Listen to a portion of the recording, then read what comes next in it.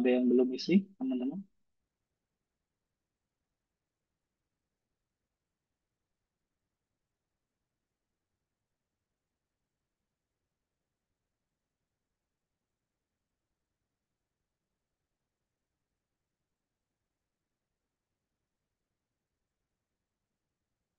Ya, udah isi semua ya untuk feedbacknya ya. Oke, selanjutnya di modul yang keempat, ini adalah modul dari Object Storage Service ya, nah, ataupun OSS ya. Di OSS, ini salah satu solusi ketika teman-teman katakanlah um, develop suatu aplikasi IoT, develop aplikasi machine learning, ataupun teman-teman pengen hosting static website di cloud, itu teman-teman bisa gunakan alternatif lain, yaitu adalah dari OSS ya. Nah, di OSS sendiri nanti teman-teman akan belajar beberapa hal. Yang pertama itu konsep dasarnya, yang kedua ini adalah arsitektur, security fiturnya, web hosting dan monitoring, image processing, dan terakhir kita recap materi dari OSS ini. Nah, teman-teman di sini pasti tahu ya perbedaan dari setiap tipe dari storage-nya. Yang pertama, teman-teman pasti belajar tentang file storage, block storage, dan object storage ya. Nah, di file storage biasanya teman-teman pasti familiar dengan dua protokol seperti itu NFS ataupun SMA file. Biasanya ini ya file storage cara seperti kita akses file kita di komputer kita dan seterusnya. Nah, kalau di block storage-nya sendiri, ini ya dari biasanya penyimpanannya dipecah-pecah berdasarkan blok-bloknya ya. Contohnya kayak apa? Kayak di ECS kita. Biasanya dia dipecah berdasarkan blok storage-nya masing-masing. Misalnya, oh instant A ini, ECS A ini, dia menggunakan blok storage nomor 0, blok storage nomor 1, blok storage nomor 2, dan seterusnya dari setiap instance tersebut ya. Nah, di object storage biasanya ini disegregasinya lewat bucket-bucketnya ya. Bucket ini mempunyai folder ini dan metadatanya ini. Misalnya bucket ini adalah bucket untuk menyimpan AI, di mana AI itu akan mendeteksi dia makanan apa dan karbohidratnya ada berapa. Berarti metadatanya apa? Di situ dia ada gambar diambilnya kapan, oleh user siapa, dan bentuk teksnya apa, tipe datanya, apakah JPG, PNG, dan seterusnya. Nah, kalau kita ambil contoh lagi, katakanlah ini adalah dari object storage-nya kita mau menyimpan dari aplikasi IoT untuk mendeteksi objek di belakang mobil, katakanlah. Ini ada CCTV-nya nih. Sorry, ada kamera. Kamera ini dia menggunakannya Raspi, katakanlah. Nyimpan datanya ke komunikasinya adalah ke ICS. ICS di sini nyimpan datanya ke OSS ataupun object storage kata Mas. Ini bisa nggak Mas? Bisa. Oh Mas, kalau misalnya proses ini kalau kita simpan ke database ataupun ke MySQL itu boleh nggak Mas? Bisa untuk nyimpan data ini ya kalau gambar dan seterusnya. Tapi kita punya alternatif lain kalau misalnya kita menyimpan metadatanya di OSS ya ataupun datanya di OSS ya. Kenapa solusinya di sini? Di sini kita bisa menyimpan solusinya ataupun di OSS ini adalah kita bisa menentukan nih apakah kita menggunakan OSS standar ataukah jarang diakses ataukah dia kita arsipin dan seterusnya. Berbeda kalau MySQL yang kita simpan ke dalam ECS instant ya pasti kita akan bayar sesuai dengan block storage yang kita pilih ya. Oh, block storage-nya kita menggunakan berapa? 100 GB katakanlah. Nah, biasanya lebih murah mana Mas antara dua storage dan OSS ya? Pasti jauh lebih murah dari OSS-nya. Karena kita bisa menentukan lifecycle policy, kita bisa menentukan versioning, kapan file ini akan masuk ke arsip, kapan file ini katakanlah akan kita delete, dan seterusnya. Itu konsep dasar antara perbedaan dari beberapa tipe storage antara file storage, block storage, dan object storage ya. Sampai sini ada pertanyaan dulu, teman-teman. Silahkan kalau misalnya ada yang mau ditanyakan di kolom komentar ya.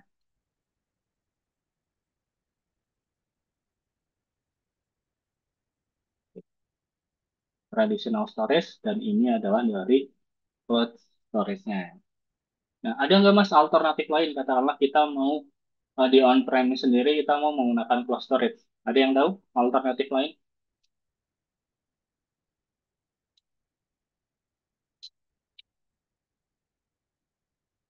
Ada yang tahu alternatif lain?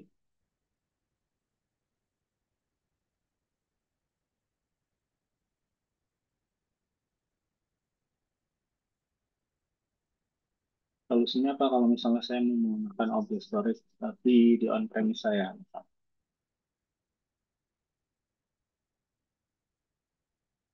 Ada yang tahu? Silahkan. Nah, kita bisa menggunakan ini ya. Saya kirim di chat ya.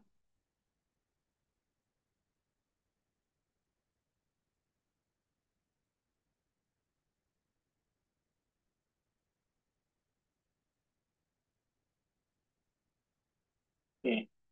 Sampai sini, silakan kalau ada pertanyaan dulu, teman-teman.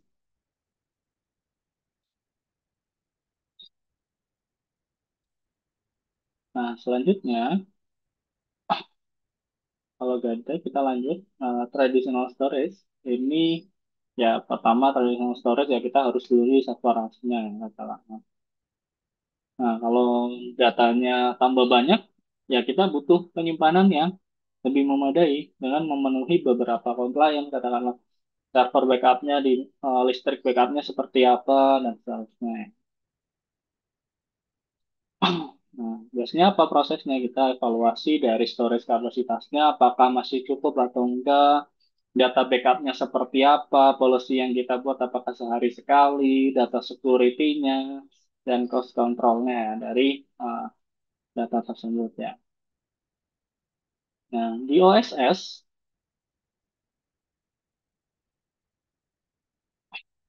oke, di OSS itu kita bisa gunakan sebagai solusi di cloud dengan beberapa fitur. Salah satunya adalah datanya bisa di-encrypt dan secure cloud storage dengan beberapa proses, akses, dan ya secara security kita bisa gunakan untuk eh, akses keamanannya yang sedikit berbeda ya. Ini ada pertanyaan. Boleh. Mas, saya mau tanya, ini lebih ideal mana penyimpanan storage NAS atau model dari nah, di ini case-nya mau di mana, di on-premise atau di cloud Mas?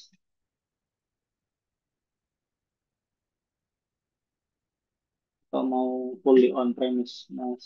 Ini, Mas. Oke.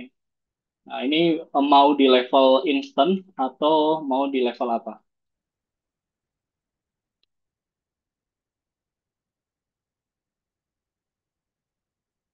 Yang mau dipakai Mas Dimas?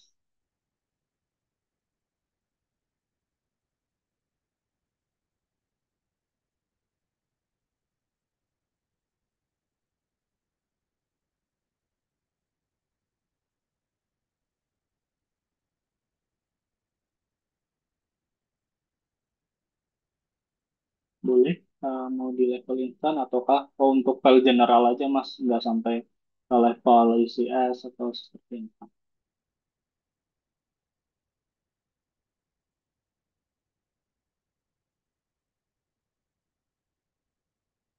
So, belum tahu mau diaksesnya seperti apa. Apakah mau saya pakai di level instant ataukah ya secara umum aja Mas?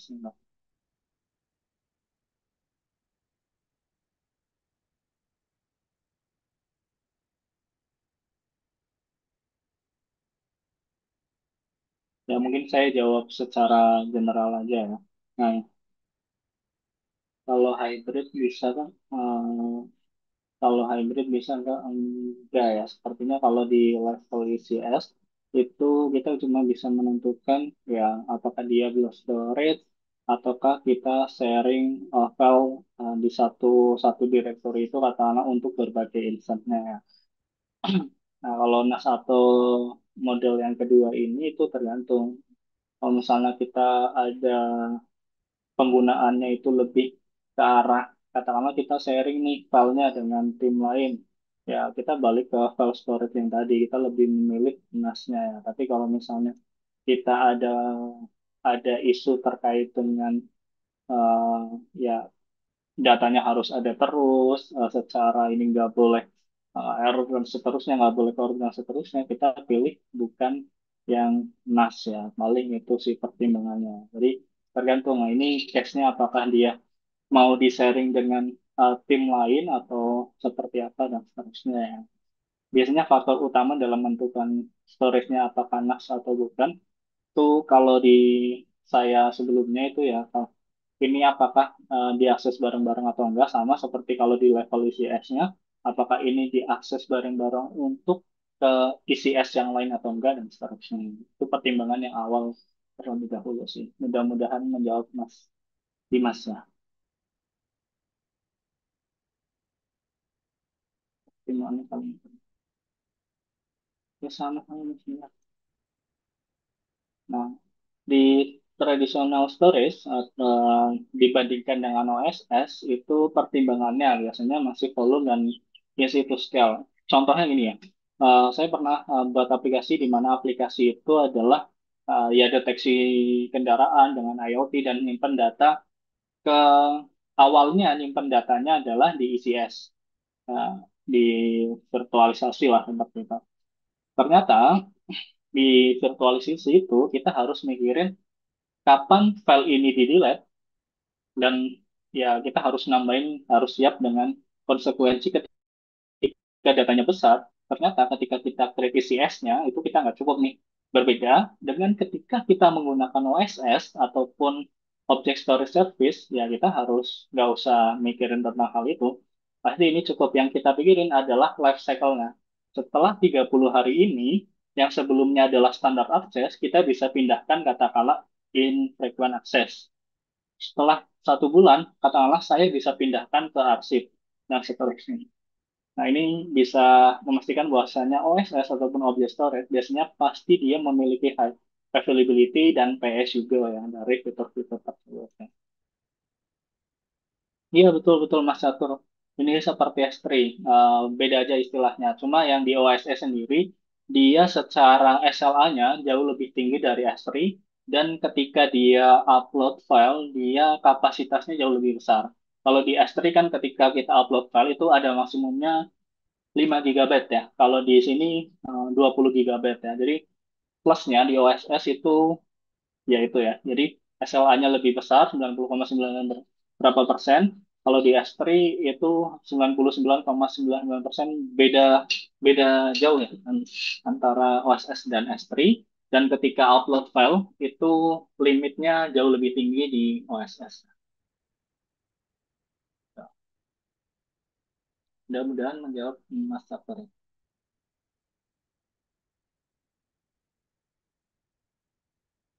Oke, silakan. Ada yang lain?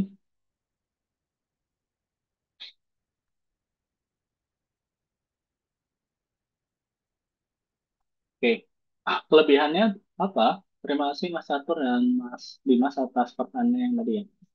Kelebihannya apa? Ketika kita menggunakan object storage, ya itu yang pertama scalability-nya, simplicity, security, availability, inclusiveness-nya ya. Secara security, tadi kita belajar tentang security di level instant, di level OS. Kita belajar security di level network. Di level object storage-nya itu juga ada security-nya ya. Katakanlah biasanya kan bayangkan ibaratnya teman-teman seorang DevOps. Teman-teman seorang DevOps, pasti teman-teman akan memberi akses user ke fitur mana yang ada di Alibaba ataupun di IAM-nya, Identity Access Management-nya. Biasanya itu kan minimum akses ke minimum resource-nya. Katakanlah minimum akses. Mas Wawan katakanlah dia seorang finance. Ya udah, dia cuma bisa lihat billing aja.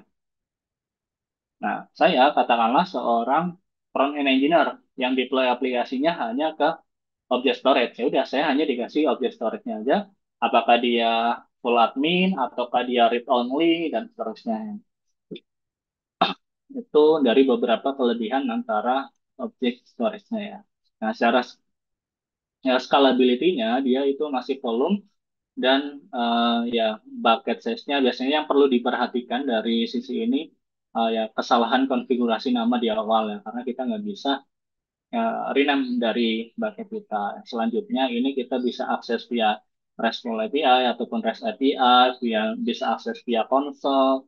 Di REST API-nya katakanlah kita bisa akses dengan SDK, katakanlah mau menggunakan bahasa pemrograman Python, Java, dan yang lainnya itu bisa. Dan kita bisa memonitoring dari objek storage-nya ya, secara metrik, akses log, dan di OS-nya itu kita bisa melihat katakanlah ketika kita mengaktifkan WAF ataupun Web Application Firewall-nya di level OSS itu kita akan ketahuan katakanlah ada DDoS, serangan DDoS dari Irlandia katakanlah. Nah, itu kita bisa ketahuan untuk itu ya.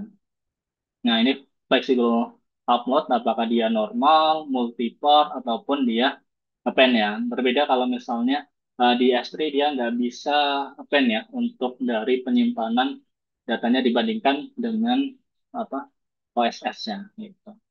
Terus salah satu kelebihan lagi perbedaan antara S3 dan OSS. Ya, secara security-nya ini multi layer protection dan anti DDoS serta multi user isolation-nya ya. Jadi usernya yang tadi saya bahas tentang uh, identity access management serta bisa bisa gunakan untuk provide comprehensive log. Kita bisa nge-trace ya ada kegiatan apa yang ada di bucket kita. Nah, secara availability-nya dia punya tiga replika dengan tiga availability zone dengan SLA 99,99% data reliability-nya ya. Nah, ini berbeda kalau di S3 cuma sampai sini ya, sampai tiga digit terakhir. Nah, ini automatic service expansion-nya dan automatic failover cross region replication-nya. Nah, inclusiveness-nya kita uh, banyak bisa kita gunakan untuk integrasi service lain di Alibaba, baik ataupun EML, Hadoop file system, untuk big data, IDS snapshot, ada snapshot, katakanlah kita pengen store data kita, store data backup kita, backup dari ECS, backup dari RDS ke dalam OSS kita ya. Ataupun secara security-nya di sini juga ada data transitnya juga bisa kita encrypt dengan KMS dan seterusnya. Nah, itu konsep dari OS-nya. Kami sini silakan kalau ada pertanyaan.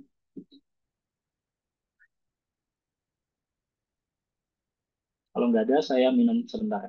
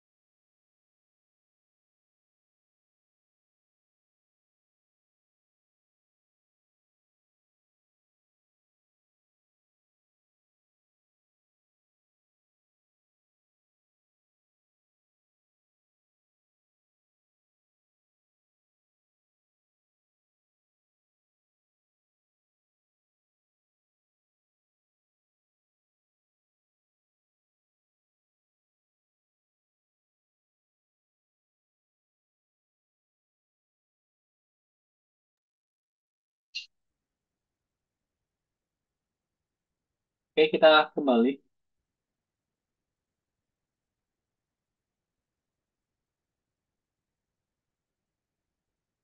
Nah, selanjutnya kita akan belajar secara struktur di OSS itu ya sama ya dari tadi ya yang kita pelajari di Pangu, distribusi misalnya ini sama.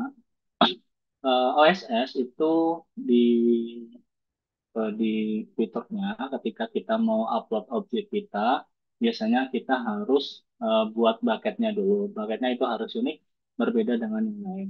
Nah, di objek ini biasanya itu ada key ataupun unique object name. Biasanya kalau kita katakanlah kita mau store data dari backend kita, ya kita bisa gunakan dengan contohnya yang bisa mau pakai timestamp, UDI, UID dan seterusnya ataupun user data dan metadatanya yang key value-nya dari setiap atributnya.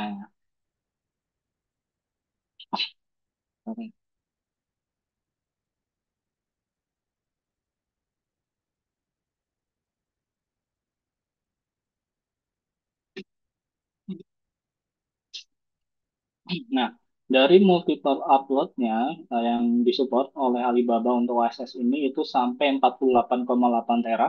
Angka-angka ini diperhatikan ya untuk sertifikasi ya. Dan upload metodenya itu support objek up to 5 GB ya. Nah, itu dari OSS-nya. Mas, emang ada ya file yang sampai segede ini ya? Mungkin ada, dalam katakanlah dari IoT kita nyimpen data, upload-nya nggak setiap 1 menit, tapi mungkin selama 1 jam langsung upload ya, misalnya. Nah, di bucket itu kita eh, gunakannya ada beberapa terminologi yang harus kita pahami. Yang pertama, setiap bucket eh, objek itu harus ada dulu bucketnya. Bucketnya itu harus unik, nggak bisa diganti, dan nggak ada limit dari objek yang mau kita simpan dalam setiap bucket ya.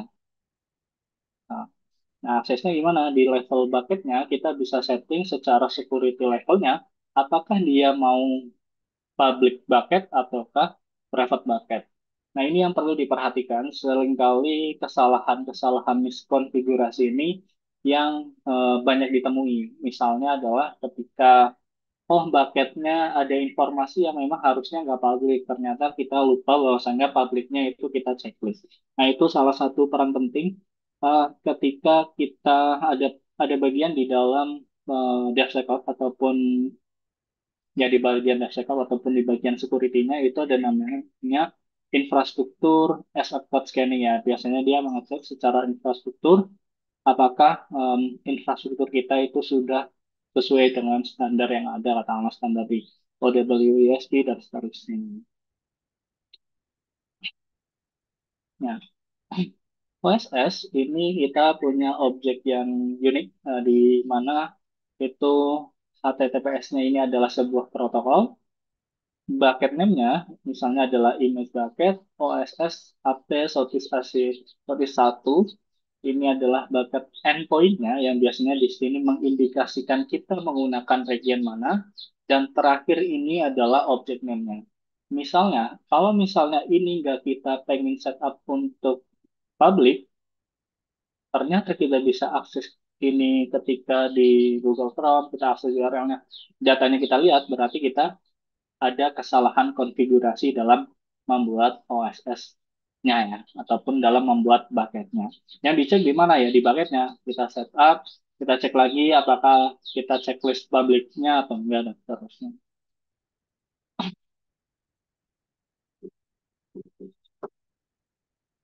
Nah, ini konsep data strukturnya user service, bucket, objeknya di bucket ini ada objek apa, ada key, data, dan metadatanya. Ataupun kita buat mau buat direktori yang lain, di direktori yang lain ada objek yang lain itu bisa. Nah, ini perbedaan tipe penyimpanannya. Yang pertama ini adalah standar. Standar yang kedua adalah infrequent access ataupun LRS, infrequent access data RS, archive, dan float, dan terakhir ya. Nah, ini tergantung aplikasi apa ya. Katakanlah, oh aplikasi rumah sakit. Katakanlah nggak perlu real time datanya, kita tunggu 1-2 menit ataupun 5 menit untuk akses datanya itu nggak apa-apa. Nah, kita gunain yang mana? Ya, ini tergantung ya. Retrieval menitnya berapa lama? Apakah kita mau real time, atau kok kurang dari 1 menit, ataukah kurang dari 1 jam, dan seterusnya. Bedanya apa mas semakin ke kanan ini? Ya, semakin ke kanan ini biasanya itu lebih murah dalam harga penentuan harganya ya. Jadi itu yang sedikit membedakan ketika kita menggunakan object storage class-nya itu yang mana ya. Yang ini secara SLA-nya dan seterusnya. Nah, kalau misalnya aksesnya sering ya udah kita menggunakan standar aja. Tapi kalau misalnya ini cuma buat arsip 1 jam nggak masalah, ya udah nggak masalah. Kita pakai yang paling akhir. Tapi kalau misalnya arsip tapi sewaktu-waktu kita akses kita ada ya udah kita menggunakan yang arsip gitu. Sampai sini silakan kalau ada pertanyaan.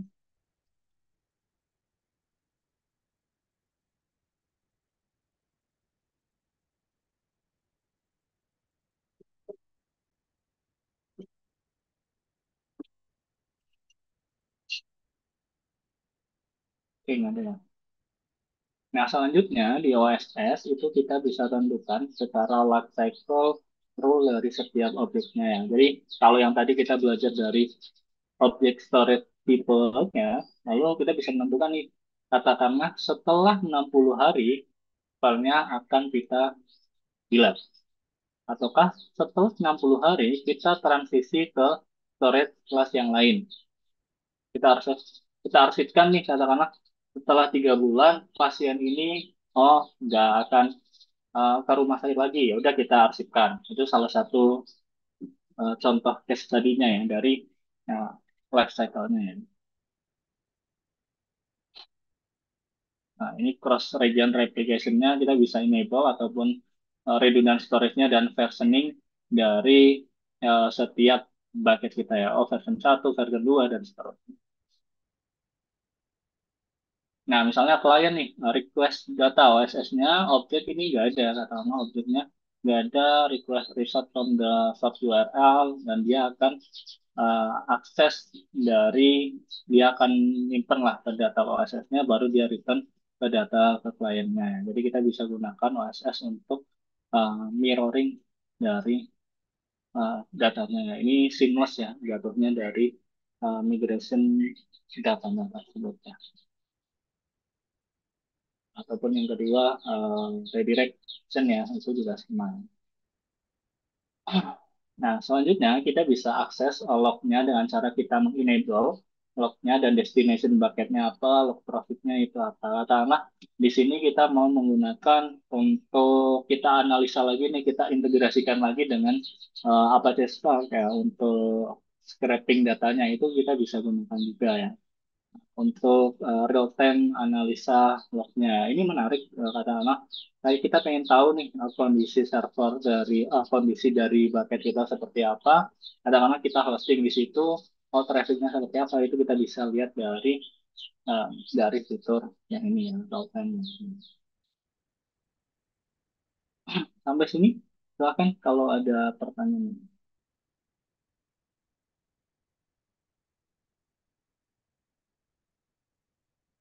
Kalau nggak ada sebentar ya.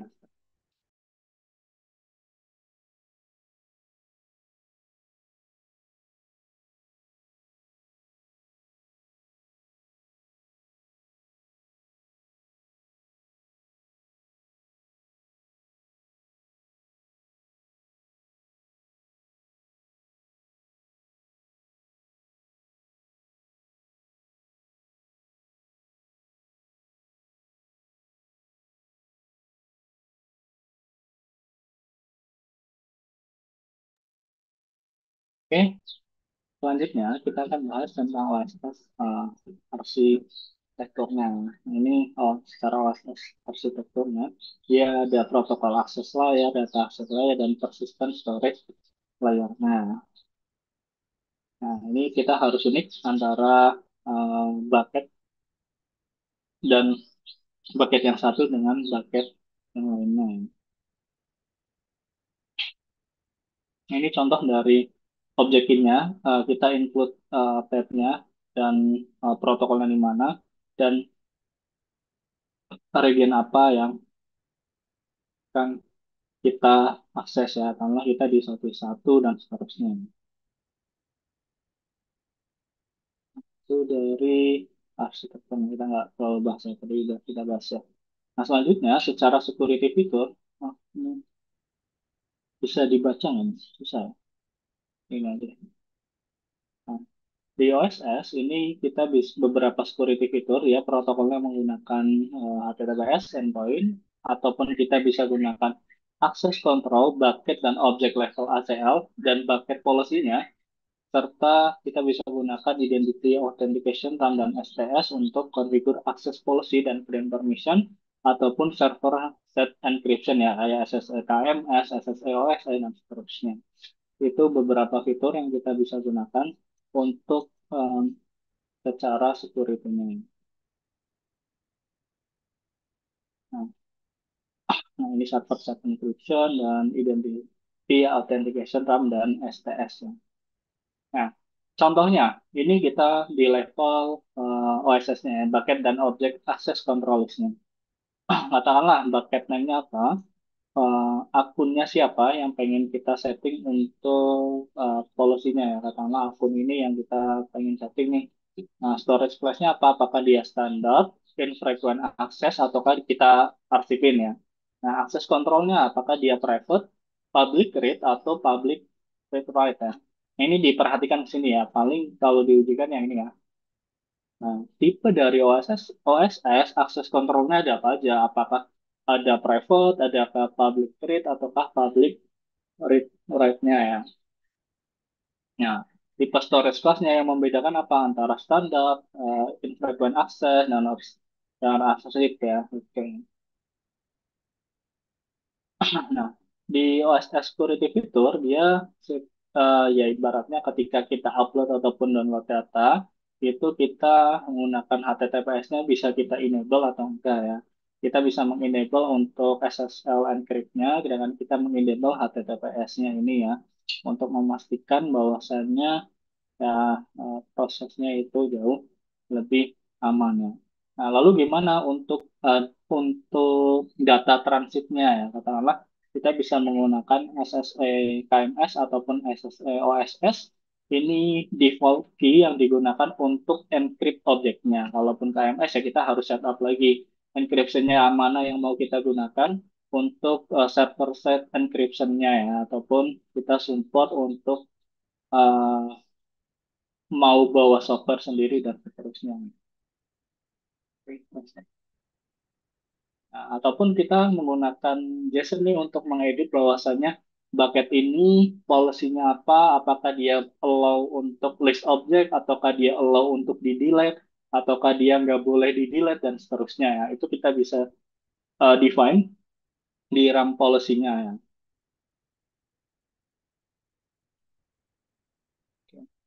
Nah, selanjutnya kita bisa hosting website kita di OSS kita.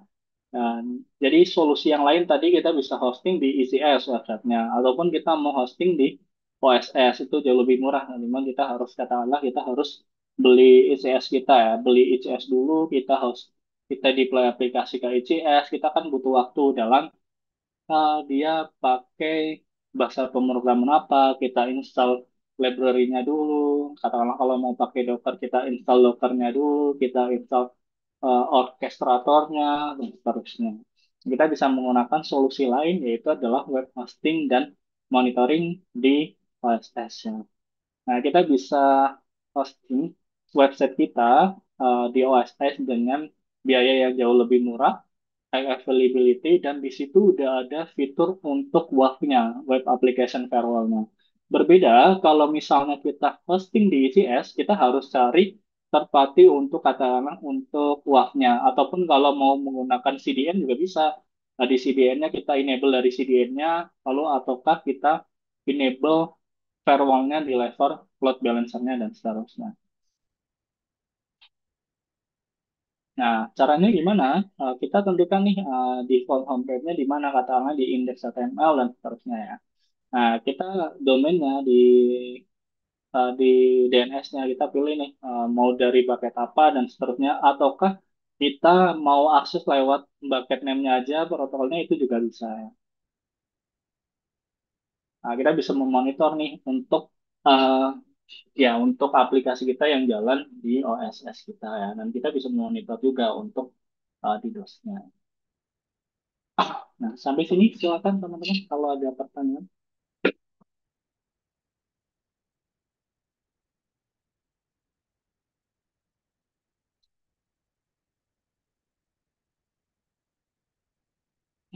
Oke, kalau nggak ada, selanjutnya ini adalah dari image processing.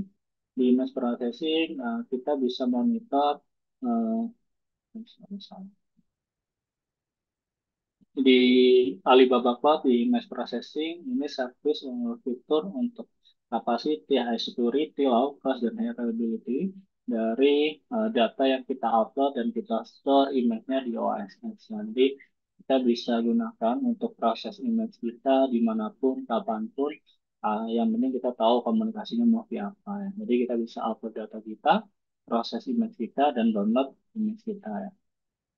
Nah, bisanya ada apa aja? Biasanya ada bisa dia convert image format, scaling, cropping, dan rotating image ya. Kalau di kompetitor ada pakai apa Mas? Dia prosesnya lebih panjang. Biasanya pakai Lambda ya. Ada yang pernah pakai Lambda kalau di kompetitor? Dan itu event trigger ya. Nge-trigger dulu, upload. Kalau kita salah buat script, ya nggak jalan. Ada yang pernah pakai Lambda?